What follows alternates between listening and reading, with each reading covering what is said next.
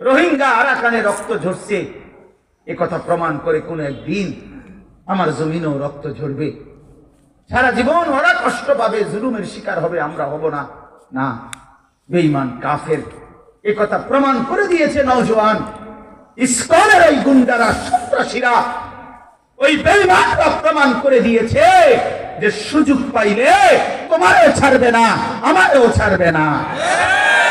মনে রাখো জওয়ান, মনে রাখো কলেজ পড়ুয়া বন্ধু, মনে রাখো স্কুল পড়ুয়া বন্ধু, ওই ইসকনের ওই সন্ত্রাসীরা, ওই হিন্দু গুন্ডারা একথা স্পষ্ট প্রমাণ করেছে 92% মুসলমানের বাংলাদেশে, যেখানে প্রকাশ্য দিবালোকে দিনের উপরে কোটি কোটি মুসলমান বেঁচে থাকতে যে জমিনে আজান দিয়ে ফজর হয়, ভোর হয়, যে জমিনে আজান দিয়ে রাত হয়, সেই জমিনের মধ্যে দিনে দুপুরে চট্টগ্রামের মাটিকে আমার শহীদ অ্যাডভোকেট সাইফুল ইসলাম আলিফকে ইসকনের সন্ত্রাসীরা, ওই গুন্ডারা প্রকাশ্য দিবালোকে জবাই করে দিছে। এটা কি প্রমাণ হলো? কি প্রমাণ হলো বন্ধু? কি প্রমাণ হলো? প্রমাণ এটাই করছে যে বেঈমান বুঝাই দিছে, সুযোগ পাইলে তোদের কাউকে ছাড়বো না। এখন আবার ইন্ডিয়া থেকে ধমক দেয়, ইন্ডিয়া থেকে ধমক দেয় পেঁয়াজ বন্ধ করে দিবে, আলু বন্ধ করে দিবে। পেঁয়াজ তার আব্বার, কথা বলেন, মোদির আব্বার পেঁয়াজ বলেন, বেটা তোর বাপের পেঁয়াজ দি, বেটা আলু তোর বাপের।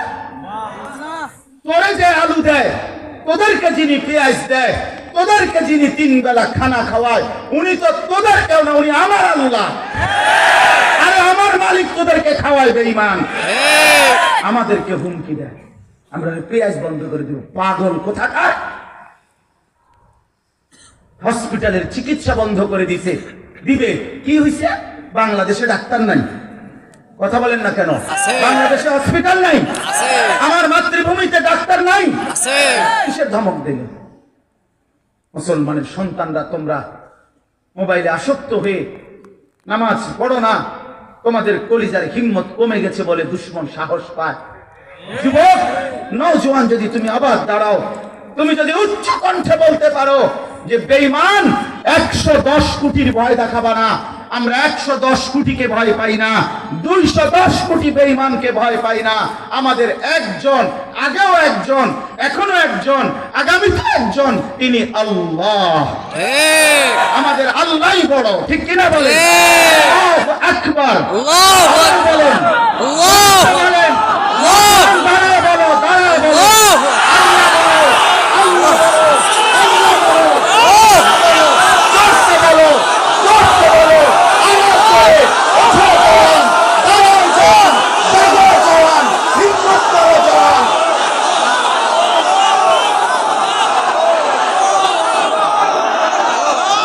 এদেশে হিন্দু থাকবে কিন্তু ইসকন থাকতে পারবে না। হিন্দুরা থাকুক কোনো মানা নাই, ইসকনের গুন্ডারা থাকতে পারবে না। মুসলমানের এদেশ, কোরআনের এদেশ, ইমানদারের। 1 ফোঁটা রক্ত দিয়ে ইনশাআল্লাহ জমিন আমরা রক্ষা করব, বলো ইনশাআল্লাহ। আমার মানচিত্র নামাইছে বেঈমানরা, আমার দেশের পতাকা ছিঁড়ে ফেলছে বেঈমান। মনে রাখো 110 কোটি আমরা ভয় পাই না, ঠিক কিনা? ইনশাআল্লাহ, রাজি তো ইনশাআল্লাহ, আল্লাহ হিম্মত দান করে।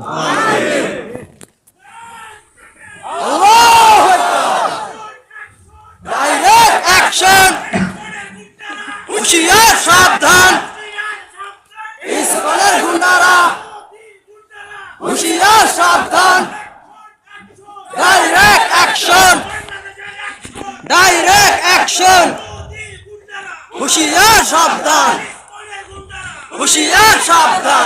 জানে না এই ভারতীয় উপমহাদেশ 550 বছর মুসলমানরা শাসন করেছে। হ্যাঁ, মাতবরি করে 150 কোটি, 45 থেকে 50 কোটি মানুষ এখনো ইন্ডিয়াতে রাস্তার বাথরুমে যায়, পেশাব পায়খানা করে। অভদ্র কোথাকার! নিজের মানুষগুলার একটা বাথরুম চিনাইতে পারস না বেটা, এনে মাতবরি করস বেটা। আমগরে ভদ্রতা শিখা, আমগরে সাম্প্রদায়িকতা, অসাম্প্রদায়িকতা, এই সমস্ত পন্ডিতি আলাপ মারে। নিজের দেশের মানুষের বদনা দেবে না। এই জন্য আমরা ইনশাআল্লাহ আমরা 20 কোটি না, আমাদের একজন, শুধু আল্লাহ, শুধু আল্লাহ। লা তাহজান ইন্নাল্লাহা মা'ানা।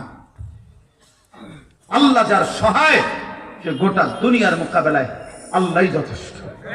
হাসবুনাল্লাহু ওয়া নি'মাল ওয়াকিল। আমরা কিতাবে পড়ছি ইয়ারমুকের তৃতীয় যুদ্ধে, ইসলামের ইতিহাসের একটা গুরুত্বপূর্ণ যুদ্ধ, সাহাবীদের জামানার ইয়ারমুকের যুদ্ধ। 3 বার ওইখানে খ্রিস্টান বাহিনীর বিরুদ্ধে যুদ্ধ হয়েছিল। ইয়ারমুক একটা জায়গার নাম। এই তৃতীয় যুদ্ধে ইয়ারমুকের 60,000 খ্রিস্টান বাহিনী জড়ো হয়েছিল মুসলমানদের মোকাবেলায়।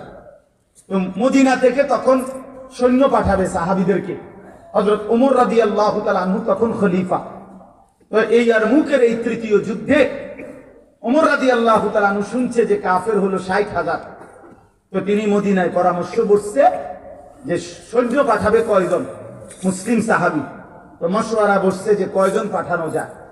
তো সাহাবীদের কেউ বলছে 6,000, কেউ বলছে 3,000, কেউ বলছে 2,000, এমনি বলে গেছে। সর্বশেষ ওমর রাদিয়াল্লাহু তাআলা আনহু, হযরত খালিদ ইবনুল ওয়ালিদ রাদিয়াল্লাহু তাআলা আনহু, উনিও বসা ছিলেন। ওনারে জিজ্ঞাসা করছে, খালিদ এবার তুমি বলো 60,000-এর মোকাবেলায় কয়জন সৈন্য পাঠাইলে চলে? হযরত খালিদ ইবনুল ওয়ালিদ বললেন, আমিরুল মুমিনিন, একা খালিদকে পাঠাইলেই চলে। আল্লাহু আকবার। একা খালিদকে পাঠাইলেই চলে। হ্যাঁ, আজাজাতিন নিসাউ আন ইয়ালিদনা মিসলা খালিদ। আরব দেশের প্রবাদ বাক্য ছিল যে আরবের নারীরা খালিদের মতো সন্তান জন্ম দিতে অক্ষম। এমন আরেকটা। তো আমিরুল মুমিনিন ওমর বলছে, খালিদ একাই যথেষ্ট, এটা একটু বাড়াবাড়ি হয়ে গেল না? হযরত খালিদ ইবনে ওয়ালিদ বললেন, আল্লাহর কসম আমিরুল মুমিনিন, আমি অহংকার করে বলি নাই, আমি শুধু আমার রাসূলের একটা হাদিসের কারণে বলছি। আল্লাহর নবী বলছে, মাসালুল্লাযী ইয়াযকুরু রাব্বাহু ওয়াল্লাযী লা ইয়াযকুরু রাব্বাহু কামাসালিল হাইয়্যি ওয়াল মাইয়্যিত। যারা আল্লাহকে স্মরণ করে আর যারা স্মরণ করে না, তাদের উদাহরণ হলো জীবিত এবং মৃত। আল্লাহকে যে ডাকে সে তো জীবিত, আর আল্লাহকে যে ডাকে না সে মৃত। এতে 60,000 বেঈমান তো এমনি মুর্দা, 60,000-এর সামনে জীবিত তো আমি একাই। আলহামদুলিল্লাহ, আলহামদুলিল্লাহ। এজন্য ইনশাআল্লাহ ঈমান মরে না। ঈমান কি হয় না? মরে না। আমার যুবক মরে নাই ইনশাআল্লাহ, আমার বাংলার নওজোয়ান মরে না ইনশাআল্লাহ। আমরা পুরা ইনশাআল্লাহ কলিজার খুন যাবে, শাহাদাতের নজরানা পেশ হবে। শহীদ অ্যাডভোকেট সাইফুল ইসলাম আলিফের রক্তের উপরে, শাহাদাতের খুনের উপরে ইনশাআল্লাহ ইসকন এই দেশে নিষিদ্ধ হবে। আমার ভাই, আমার কথা শেষ। আমি শুধু এই কথাগুলো বলছি এতক্ষণ যে দুনিয়া আমার ঘরে ভুলায় দিছে, দুনিয়া আমার ঘরে ডুবাইয়া ফেলছে, আখিরাত আমরা ভুলে গেছি। আল্লাহ তাআলা এই সূরার মধ্যে মক্কার কুরাইশদের একটা অভ্যাস ছিল। মক্কার কুরাইশরা নিজেদের মধ্যে বসলেই বিভিন্ন গোত্র নিজেদের এই দুনিয়াবি বংশ গৌরব অর্থ সম্পদ নিয়ে কে কার কত বেশি এটা নিয়ে বড়াই করত, প্রতিযোগিতা করত। মাঝে মধ্যে তারা এমন করত, জীবিত মানুষ দিয়ে যদি কেউ জিততে না পারতো তো কত আয়ো কবরস্থানে আসো। কি কবরস্থানে? কি ওই হ্যাঁ না আমাকে মরা লোক আছে যেগুলো, এগুলো সহ কোনো মরলে কি? আমার চাচা তো বড় আছিল, আমার যেটা তো অমুক আসছিল। এইভাবে মাঝে মধ্যে কবরস্থানে পর্যন্ত মরা মানুষের হিসাবে আনত দুনিয়ার অহংকার করার জন্য। এই আচরণের কারণে আল্লাহ তাআলা এই সূরা নাযিল করেছেন। নাযিল করে আল্লাহ বললেন, আলহাকুমুত তাকাসুর, হায় বান্দারা, দুনিয়া বাড়ানোর নেশা, দুনিয়ার প্রাচুর্যের প্রতিযোগিতা। এই তাকাসুর শব্দের অর্থ এটা, দুনিয়া বাড়ানোর নেশা। তোমাদেরকে আলহাকুম এই শব্দের দুই অর্থ, শাগালাকুম ওয়া আনসাকুম, তোমাদেরকে দুনিয়াতে ব্যস্ত করে ফেললো, আখিরাতকে ভুলায় দিল। হাত্তা যুরতুমুল মাকাবির, এবং এরই মধ্যে একদিন তোমরা কবরস্থানেই পৌঁছে গেলা। এই কথার দুই অর্থ। এক তো সরাসরি ওদেরকে বলছে যে শেষ পর্যন্ত কবরস্থানে পৌঁছলা, মুর্দা মানুষগুলোরও নিয়ে আইলা হিসাবে দুনিয়ার অহংকার দেখানোর জন্য। হায় মানুষ, একটা বারো ভাবলা না কবরবাসীরা কেমন আছে? আরেকবার ভাবলা না তোমাদের জীবনে যারা বেঁচে আছো তোমরা কবরে গেলে কি হবে? কবর নিয়ে ভাবলা না, ভাবলা দুনিয়ার অহংকার নিয়ে। আল্লাহ বলেন কাল্লা সাউফা তা'লামুন। এই আমরাও এরকম মনে করেন, এই দেখতে দেখতে একদিন ব্যস্ততার এই দুনিয়া, ধোকার এই দুনিয়া রেখে কবরেই চলে যাব। যাবো কিনা বলেন? যাবো। আল্লাহ বলেন এই যে আল্লাহকে ভুলে গেলা, আখিরাতকে ভুলে গেলা, আহা দুনিয়া এই পরিমাণ ব্যস্ত বানাই দিল। একটা অটো চালায়, এ বেড়া নামাজের টাইম নেই, অটো চালা। আরে বেড়া তুই বিমান চালালে কি করতি? বেড়া তুই দের বুঝা বেড়া একটা অটো চালাইয়া নামাজ পড়তে পারো না? বুট ভেসে, বুট বুট চটপুরি, এবার নামাজের টাইম নেই, চটপুরির শেষ জীবন, জিন্দিগিটাই চটপুরি বানাই দিচ্ছে না। 12,000 টাকা বেতনের একটা চাকরি, 20,000 টাকা বেতনের একটা চাকরি, এর জন্য এক ওয়াক্ত নামাজ পড়ার টাইম নেই। হায় আফসুস, আফসুস কিনা বলে। আল্লাহ তাআলা বলেন এইভাবে যে আমাকে ভুলে গেলা, আখিরাত ভুলে গেলা, নামাজ ভুলে গেলা, পরকাল ভুলে গেলা বান্দা, এবং এরই মধ্যে একদিন কবরে পৌঁছে গেলা। কাল্লা সাউফা তা'লামুন সুম্মা কাল্লা সাউফা তা'লামুন। খুব অল্প সময়ের মধ্যে বান্দা তুমি জানতে পারবা তোমার এই দুনিয়া লোভের পরিণতি কি, আখিরাত ভুলে থাকার পরিণতি কি। আবার বলছি, তুমি অল্প সময়ের ব্যবধানে জানতে পারবা তোমার এই দুনিয়া লোভের পরিণতি কি, আখিরাত ভুলে থাকার পরিণতি কি। তাফসীরের মধ্যে লিখছে, এখানে 2 বার আল্লাহ বলছে তুমি জানতে পারবা। এই কথার অর্থ হলো, একবার নাফরমান তোমারে আমি কবরের আযাব দিয়া বুঝাবো আমারে ভুলে থাকার পরিণতি, আরেকবার পরিণতি। এই জন্য 2 বার। এরপরে আল্লাহ বলেন কাল্লা লাউ তা'লামুনা ইলমাল ইয়াকিন। হায় বান্দা, আজকে কোরআন থেকে শুনে, রাসূলের হাদিস থেকে শুনে, এই উলামায়ে কেরামের নসিহত গুলো শুনে এখন যদি তুমি ইয়াকিন করতা কবর, হাসর, আখিরাত, মিজান, ফুলসিরাতকে, জান্নাত, জাহান্নামকে, এখন যদি তোমার ইয়াকিন হইতো, বিশ্বাস হইতো, খুব ভালো হতো, তাইলে তুমি আমল করতে পারতা। ঠিক কিনা বলেন? আজকে আমি কবর, হাসর দেখি নাই, কিন্তু কোরআন বলছে কিনা, হাদিস বলছে কিনা, উলামায়ে কেরাম বলতেছে কিনা। তো আল্লাহ বলে এই কোরআন সুন্নাহ থেকে শুনেই, না দেখেই যদি তুমি বিশ্বাস করতা, ইয়াকিন করতা, তাহলে খুব ভালো হতো, আমল করতে পারতা। নাই তো কি হবে? লাতারাবুন্নাল জাহিম সুম্মা লাতারাবুন্নাহা আইনাল ইয়াকিন। আল্লাহ তাআলা বলেন অচিরেই একদিন হাসরের ময়দানে, আজ তো গুরুত্ব দিলা না, কিন্তু এই 2 চোখে তুমি একদিন হাসরের ময়দানে সচক্ষে জাহান্নামকে দেখবা। তখন তোমার চোখে দেখা নিশ্চিত জ্ঞান হবে, সব বুঝবা, সব মনে পড়বে। কিন্তু বলো না বান্দা, বুঝে সেদিন লাভ কি হবে? ওয়াজিআ ইয়াওমাইদিন বিজাহান্নাম ইয়াওমাইদিন ইয়াতাযাক্কারুল ইনসান ওয়া আন্না লাহুদ যিকরা।